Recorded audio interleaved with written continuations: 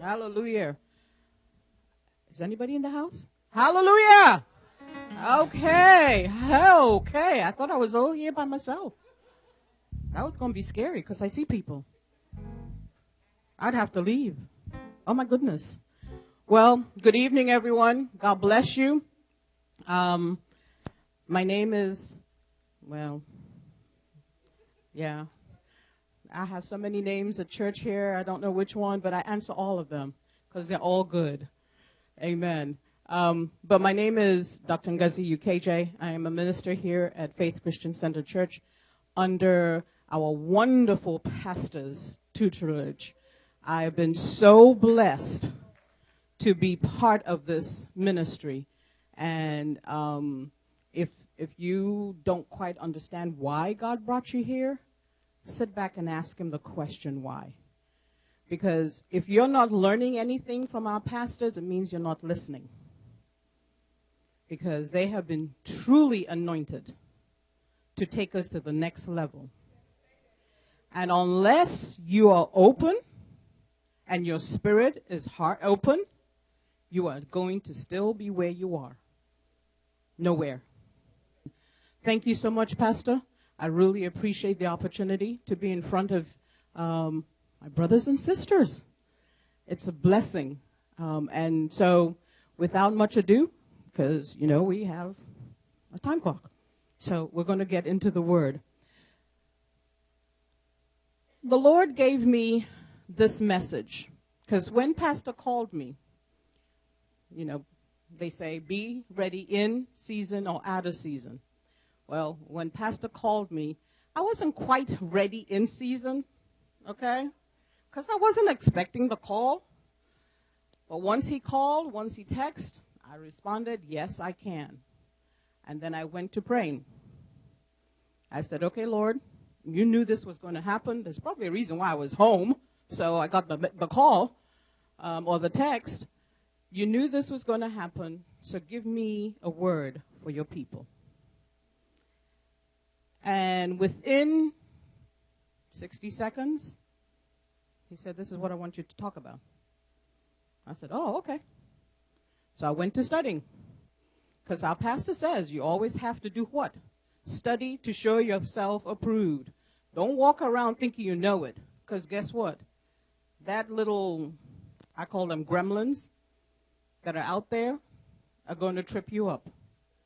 Okay? Because you walk around thinking you know something and you don't know anything. So I went to studying, maximizing the limitless favor of God. Maximizing. Think about that word for a minute. Maximizing. It's a big word. Now, I know most of you in here probably don't like math. I do. I don't know why. I'm crazy that way. But the best part of math that I like is multiplication. Because when I multiply, things get bigger. So when I see this word, that's what this word says to me. It's multiplying God's favor. And why? Because his favor is limitless, means it has no boundaries. Now, let's go to 2 Peter.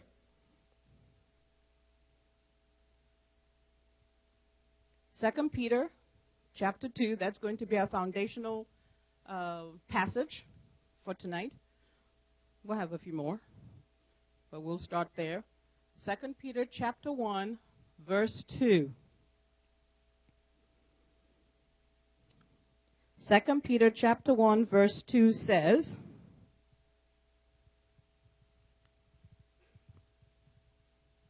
all right, well, that went. That's okay. Grace and peace be multiplied to you in the knowledge of God and of Jesus our Lord. Grace and peace be multiplied. Now, do you see why I like math? Can you imagine multiplying grace in your life? Can you imagine multiplying peace in your life? Just think about it for a minute. There are 4 words in that one little passage that I really want to focus on for a minute there. Grace is one. The other word for grace is favor. In the Old Testament, you see the word favor. In the New Testament, that word favor changes to grace. They mean the same. In today's world, most people think of it as just grace. So when you walk around and say, I'm favored in the Lord, a lot of people don't quite get to understand what you're talking about. That means you have grace in the Lord. So I walk around saying, I'm favored in the Lord. Because if I'm not favored in the Lord, I would not be standing here in front of you right now. That also means that God has given me grace to do that. Okay? So the other word is peace. You know, the Bible talks about peace that passes all understanding. I think of it, the peace that passes all overstanding. I know it's not a word in the dictionary, but that's okay. But think about it. Over means more, over. Under is kind of like, it's under something. But it's overstanding to me when I think of that kind of peace. Because nobody can interpret that kind of peace. So I use the word overstanding. I know it's not in your Bible, and I know it's not in any dictionary, but that's okay. God is going to forgive us for making up words. Trust me. He's not going to give us a hard time about that. The third word is multiplied. 2 plus 2 is 4. 2 times 2 is 4. Those are the only, that's kind of strange. 2 plus 3 is 5. 2 times 3 is 6. And we can do this all night. And you see the difference with the numbers when you go from addition to multiplication. Okay? I'll do one more. 2 plus 5 is 7. 2 times 5. Are we multiplying? Are we getting more numbers? You can do with any number you want. The number system was created by God. He knew what he was doing when he said multiply. And most of us don't even add. How much more multiply? The peace, the grace he gives us. We don't even add it up because we don't even understand it. So if you don't understand it, how can you multiply it? So we need to walk in the multiplication of what God is doing in each of our lives. And the other word is knowledge. Knowledge. To enjoy all these blessings that we are privileged to have from God, we have to be willing to put forth the effort. What effort am I talking about? Studying your Bible and praying. We want the blessings. We want grace. We want peace. We want all of that multiplied, but we're not willing to do the work to do it, to get it done. Doesn't work that way. How many of you would expect your boss to just pay you just for showing up? You just showed up Monday, didn't do anything, just sat there for 8 hours, looked at your boss and he looked at you. You looked at him and he looked at you. And at the end of 2 weeks, you were expecting a paycheck. Okay? It's not going to be there for 2 weeks exactly. You wouldn't last a day. Because he's only going to pay you for what? Your effort. But we want God to reward us every time we turn around with no effort. We want God to give, God, please give me this and please bless me with this and I want a brand new car and I want this and I want that. Yeah, but I need you to go to Peter and read chapter 3 and meditate on the word for a minute. Nah, I don't want to do that. I don't want to do that. I don't want to do that. I don't have time for that. I got to go to this. I got to do this. But God, go ahead and bless me anyway. Really? You know, sometimes I grew up in a different country. And it's easier for me, I guess, to understand the Old Testament because of its cultural connection. In those days, if you didn't do something, something of yours got lost. Whether it would be an arm or a leg or something, you know, something. You lost something. But we have been so favored, and we have so much grace that if we don't do what we're supposed to do in terms of being Christians, we don't lose anything, and we don't understand that that makes God really very upset with us. But because we didn't lose anything, we can keep on doing what we keep on doing. But think about it for a minute. If God came around and started to treat us the way we treat him,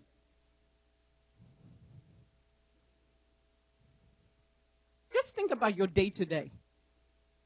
What you may have said or not said to someone. What you may have done or not done that was not very nice. So if God turned around and did that same thing to you, how would you feel? But we do it to him every day, every minute of the day. We forget. And we're talking about maximizing his limitless favor. It's limitless. It's infinity. It doesn't stop. But in the human view, if you and I were working with each other, we have limits, don't we? We put limits on what we do with each other. But God doesn't. Okay? God doesn't put any limits on what he does with each one of us. But we do. So today I'm going to touch on 5 of the P's that I think are really very important when you're talking about maximizing God's limitless love. And I think I have some time to do it. Okay, the first one is perspective. Perspective also means your viewpoint. Okay, your perspective is your viewpoint. What is your viewpoint on God's favor in your life? What is your perspective on God's favor in your life? Are you like all of us humans who put limits? Are you like us humans who are ignorant of what God's favor is? Or are you on God's view where there's no limit to his favor? And where there is total commitment. God committed himself totally to us. How did he do that? By sending his son to die on the cross. How many of us are willing to even let someone go past us on the highway without us losing our minds? But God sent his son to die on the cross for each and every one of us. That's commitment, folks. I don't know about anybody else, but I was sitting around today thinking, who would I go to the cross to die for? Didn't come close. I couldn't pick one person that, you know, I'm being honest. I just couldn't do it. Okay? So here is God saying, okay, I'm going to send my son to die on the cross for you. And I'm like, nah, I don't know about that. Is there anybody on this earth that I want to die for? Okay? But if all of us are honest, we will agree that there really isn't anyone that you really would go to the cross for. Really. But that's God's view. That's commitment. He gave it all. He did not hold anything back. He gave it completely to us. One of the other things that we have problems with is our lack of knowledge. Let's go to Hosea 4.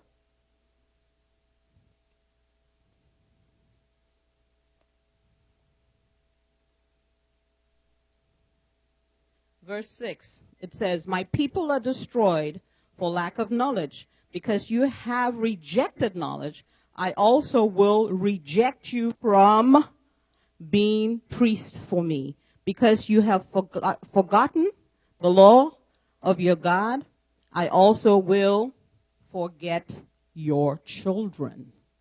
It doesn't say he'll forget you. He goes beyond that. He says, I will forget your children. What does that mean? Generations to come. That's some serious stuff. Think about it. God forgetting generations to come. Okay? Now, when we don't really pay attention to this, we lose out on some of the benefits that God has in store for us. And some of the benefits that we lose out on is that we tend to take the path of least resistance. We get lazy. Okay? We want to do it easy. We don't want to really put any effort into anything that we're supposed to do. Okay? We use superficial excuses. Like God is going to call, like pastor will call you and ask you to do something, and a superficial spiritual excuse will be, Pastor, I got to pray about that. Really? Your pastor asked you to do something, and you're so holy, you have to pray about it? Oh, okay. All right. We tend to throw rocks and roadblocks on others, in front of others. You know, why are you going to do that? Get somebody else to do it. Really? Leave me alone. Let me take care of what I'm supposed to take care of. Don't be throwing rocks in my pathway. Okay? We tend to do that. We'll discourage people. We might even become an instrument of the devil. We listen to that voice, that second voice that we're not supposed to listen to, and we end up doing things like gossiping. Okay? And we run away from the teachings that will get us to the next level. Prosperity teaching. Okay. Why do we run away from it? Because we don't have understanding. We don't have knowledge. Multiplication is prosperity. Think about it. When you multiply, you prosper. So if you run away from learning about how to multiply, then guess what? You're not going to prosper. Okay. The limitless favor is also, as I said before, known as grace, which is up there. So, we've gone through first one, perspective. Now we go to potential. Potential also means ability. Your ability, your potential, your ability to do something. Your ability to be able to be productive. Okay? Favor, grace is ordained. It's an ordained plan of God. It is an ordained plan of God for us. And only those of us who are righteous and really are doing what we have been told to do and doing it through our level of faith will be able to experience that ability, that righteousness that God talks about in our lives. Okay? Each of us have different abilities and different levels of our abilities. And those levels manifest manifest in different degrees. Some 30 degrees level, some 60 degree level, some 100 degree level. What does it depend on? It depends on our level of faith. It depends on what we do, whether we really understand the ability that God gives us to do the things that He says we will do and we can do.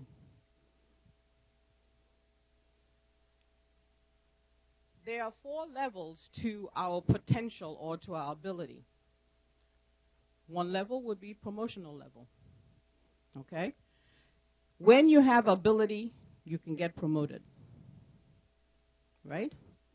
When you don't understand and you don't have ability, the likelihood is that you might not get promoted. Okay? When you have ability, you can get protection.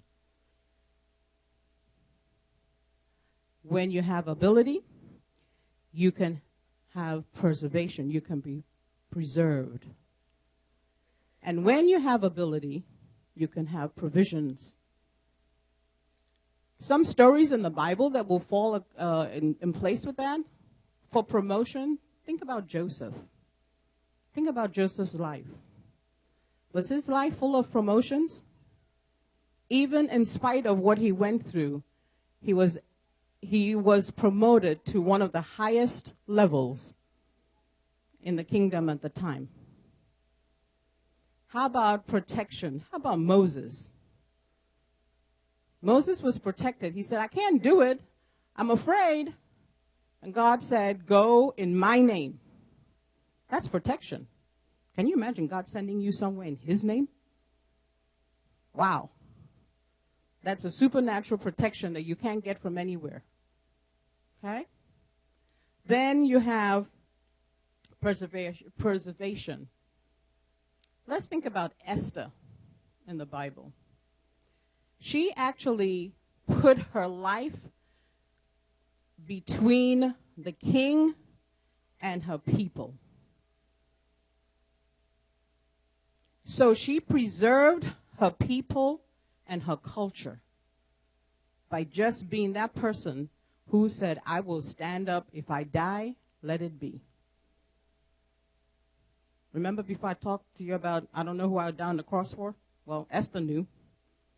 Okay? And she took that step. And what happened? God protected her. That the king gave her favor. Okay? Provision. Peter, in his walks at life, all the things that Peter went through, he always had provision wherever he went. He never lacked. He even said, I'm content whether I have or I don't have. But even at that, he still never lacked anything. Okay? God provided. God gives us potential or the ability because he wants to be involved in our lives. If he didn't want to be involved in our lives, he wouldn't care. He would never have sent his son to die for us. But because he wants to be involved in our lives, he gives us the ability to do the things that he's asked us to do. Let's go to Romans 12.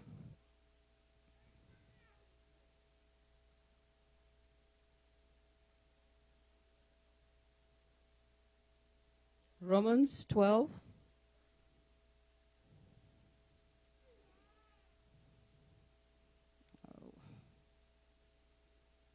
All right, where are you, Romans? Here we are. All right. 12, verse 1. I beseech you, therefore, brethren, by the mercies of God, that you present your bodies a living sacrifice, wholly acceptable to God, which is your reasonable service. And do not be conformed to this world, but be transformed by the renewing of your mind, that you may prove what is good and acceptable and perfect in the will of God. Good and acceptable and perfect in the will of God. Not in the will of man. In the will of God. Many of us go around trying to do things perfect for the will of man. And that's not who we're supposed to be worshiping. Okay? It's for God. Third, it's pursuit. Another meaning for the word pursuit is chase. We need to learn how to chase after God. Okay? We need to learn how to pursue God. If you don't pursue God, you are not going to get the benefits that he has for you. We've got to learn that. Okay? We should be chasing the limitless favor of God without compromise. No excuses. No excuses. But with discipline and patience. If we have discipline and we have patience and we pursue and chase God, we will reap the benefits of what he has for us. And sometimes even more. To overflowing that we can share with others. That's what he talks about. Let's go to Psalms 1. That's one of my favorite passages. Psalms 1. Yeah. It says a whole lot right there. Blessed is Psalms 1. Oh, sorry. Psalms 1, verse 1. Hello. I guess I should tell you where I'm reading. Blessed is the man who walks not in the counsel of the ungodly, walks not in the counsel of the ungodly, nor stands in the path of sinners, nor sits in the seats of scornful. But his delight is in the law of who? The Lord. And in his law he meditates day and night. He shall be like a tree planted by the rivers of water, that brings forth its fruit in its season, whose leaf also shall not wither. And whatever,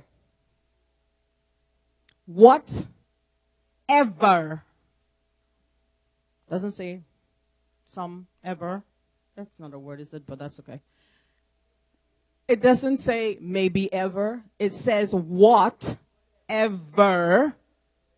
he does shall prosper.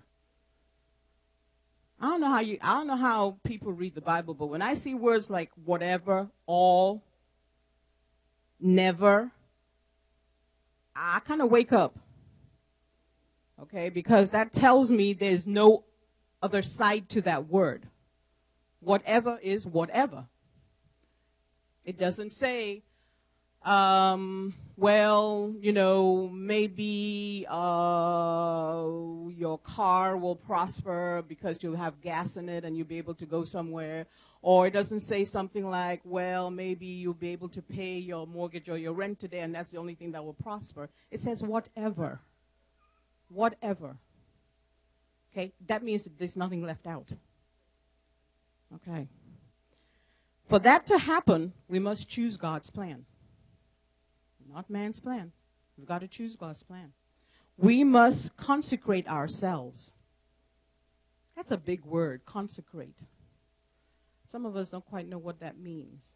That means to sanctify yourself, to set yourself apart, to be different. Different is good, people. I love different. Okay? People always tell me I'm different. I said, praise the Lord, thank you, Jesus, hallelujah.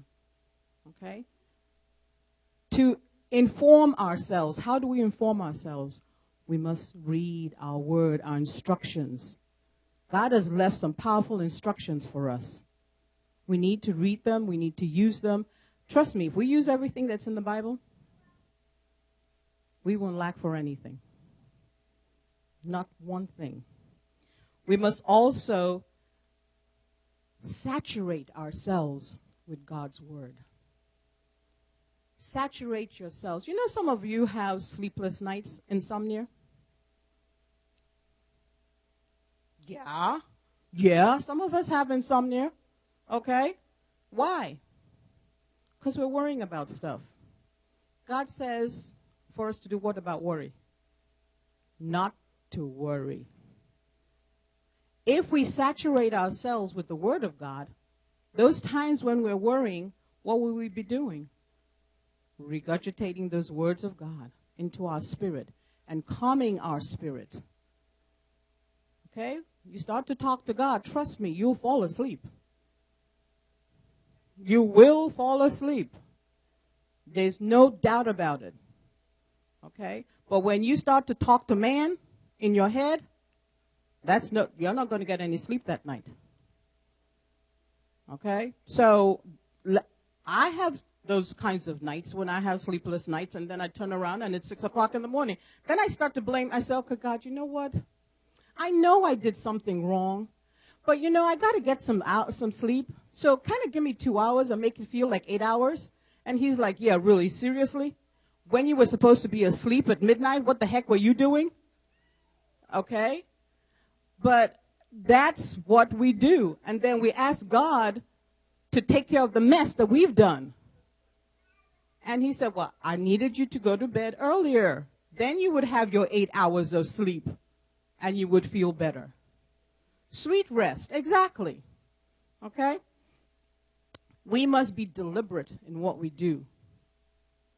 Okay? We also must be determined, and we must have expectation. Most of us don't have expectation of God. we don't expect anything great to happen in our lives. We just expect to go to work every day, barely make a paycheck, just over broke. That's what a job is, just over broke, okay? And every day we're looking for, I got a bill. I don't have money in the bank. How am I going to do this? Because we are just over broke. We are not expecting anything fantastic from God. And God said, all you need to do is have an expectation. But you've got to do some things first before you get to that level of expectation. We have to know who God is in our lives. We have to know why he is in our lives. We have to know why he's purposed us to be here right now. And understand our duty that he's given us to perform. Because in doing that, we can actually praise God. You'd be surprised. When you start having expectation, you are actually praising God. That's a wonderful way of thanking God, to have expectation and to live within that expectation. Man, God is happy. Okay? Because he's like, wow, they understand it. But when we're walking around with doubt, we're walking around with,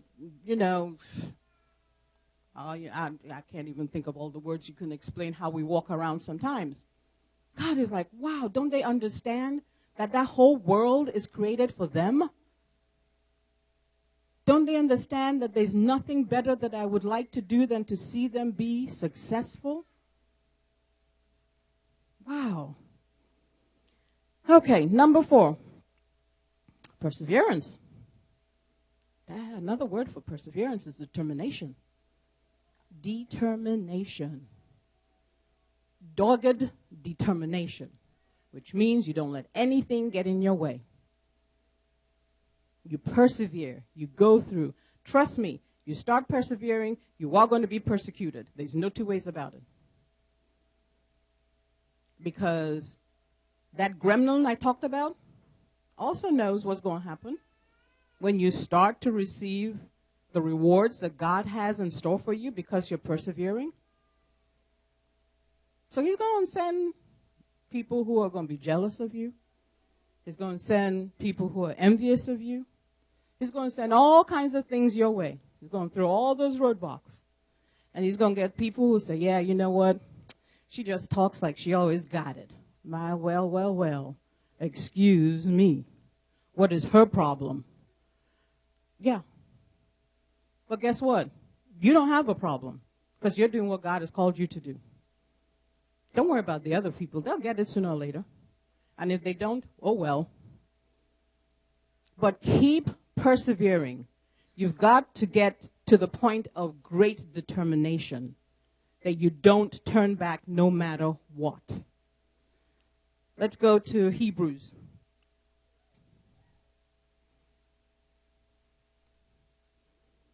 Hebrews chapter 10.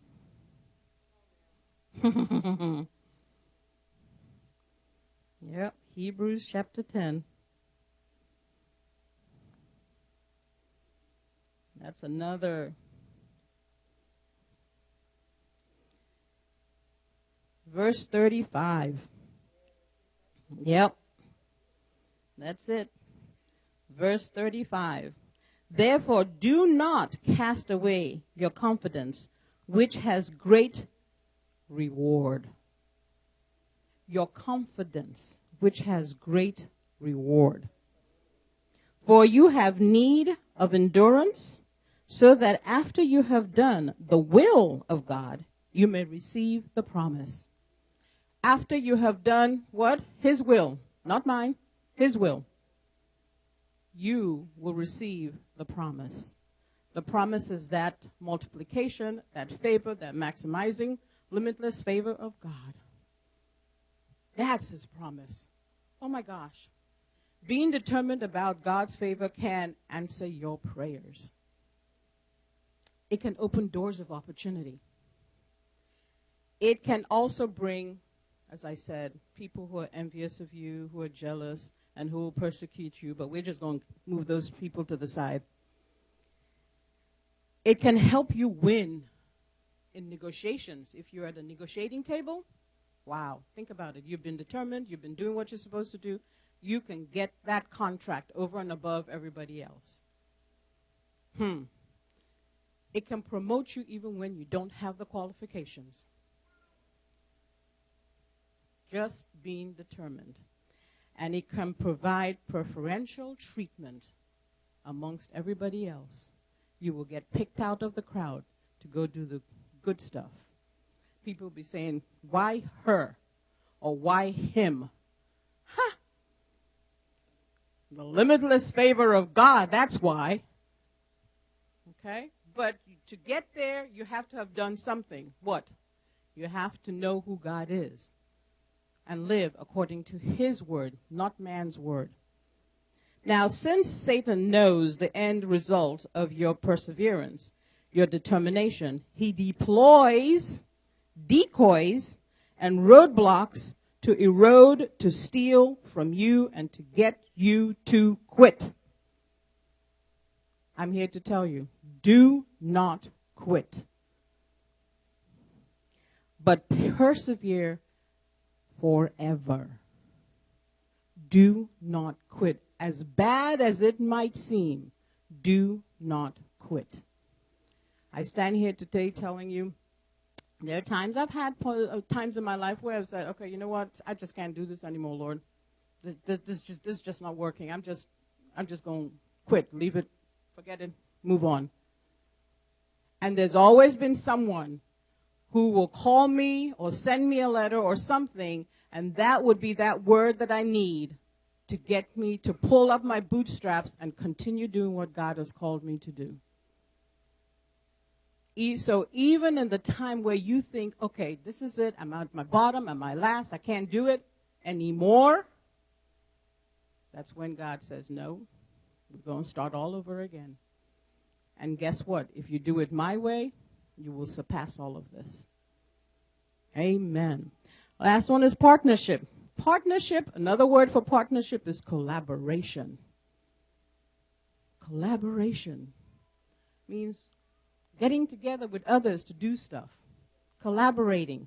That's one thing that we as, I hate to say it and be racist, Pastor, but that's one thing that we as black people just don't do very well. It's partnerships. We need to change that. Because as partners, we are strong. In the Bible it says that a three-fold cord is stronger than one. Look around you. If all of us got together and created a company, we would own Beaumont. Now, see, they don't believe me, Pastor. They don't believe me. But the truth is, if you collaborate, I bring something to the table, you bring something to the table, all of us bring different things to the table. Remember, we talked about potential, your ability.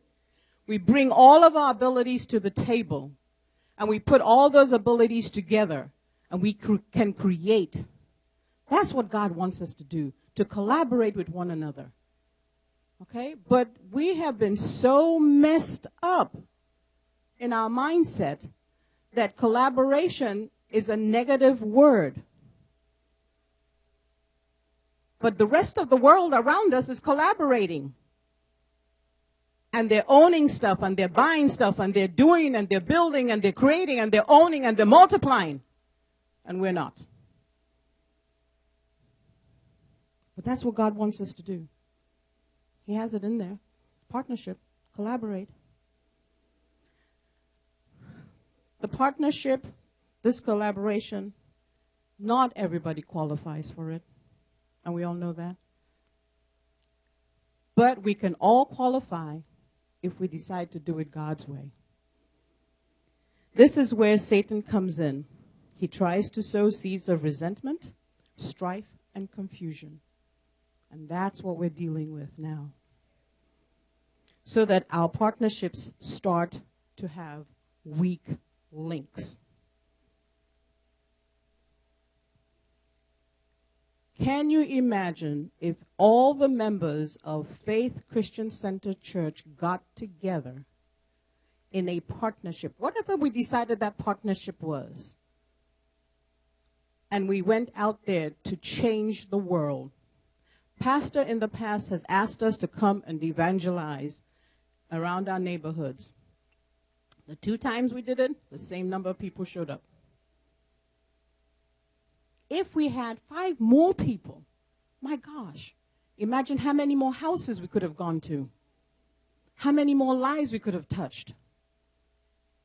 That's what collaboration is about. When Pastor asks us to do stuff, he wants us to do it as a unity, as a group, as partners, under the same roof.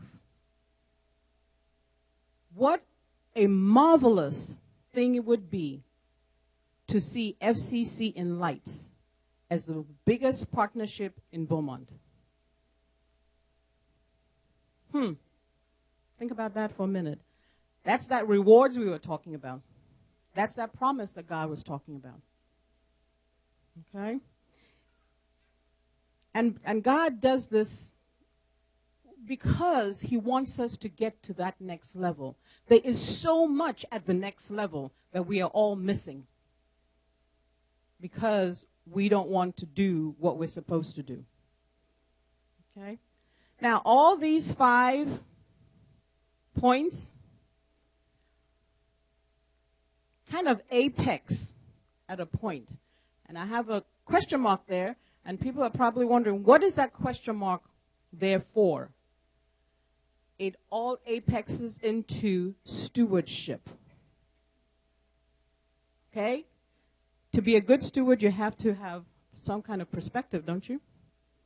You have to have some kind of ability. You have to pursue, chase God.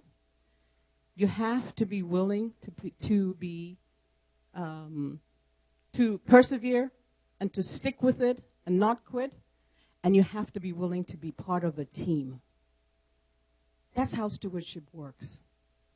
Okay? We want to be good stewards. But if any of those are missing, it's going to be hard for you to be a good steward. Okay? Stewardship is the diligent, disciplined care of something that belongs to somebody else. God has given us this earth. It belongs to him. He's asked us to care for it, to be disciplined in our caring for it. Are we really disciplined in our caring for the earth? Are we really good stewards of what he's given us? Are we really doing what God has asked us to do with the gift that he's given us, earth? When you are told, if you are a servant, and I know this might be a hard concept for most people to understand, but me growing up in a different country, I understand it. When you are a servant and your master or your owner tells you to do something, what are they expecting? They're expecting that it's going to be done. They're not expecting you to come tell them, well, I have to dream about it, or I have to pray about it, or I have to think about it, or I'll think about what I'm going to do it. They're expecting it to be done. So when God gave us this earth and he told us to care for it, what do you think he was expecting us to do? To care for it. Are we really being good stewards of the earth that he gave us? With stewardship comes trust. Okay? With stewardship comes revelation. With stewardship comes relationship. With stewardship comes regimen, discipline. Are we all of that? Do we know how to be disciplined in what God has called us to do? The formula that we have on the board leads to success. It leads to faithfulness. It leads to steadfastness. It leads to loyalty. Wow. That's one of those old words, loyalty. Are we really loyal? You know, some of us, we talk to the pastor, and if we don't like what he says, we don't come to church next Sunday. Or we decide, well, I'm going to go to another church because, pastor's he's just not saying what I want him to say. Where's our loyalty? Okay? Where's our commitment? Are we diligent in what we're doing? Are we really, really diligent in what we're doing? Are we serious about who we are in God? So, again, we have our 5 P's, our supernatural P's that help us to maximize the limitless favor of God.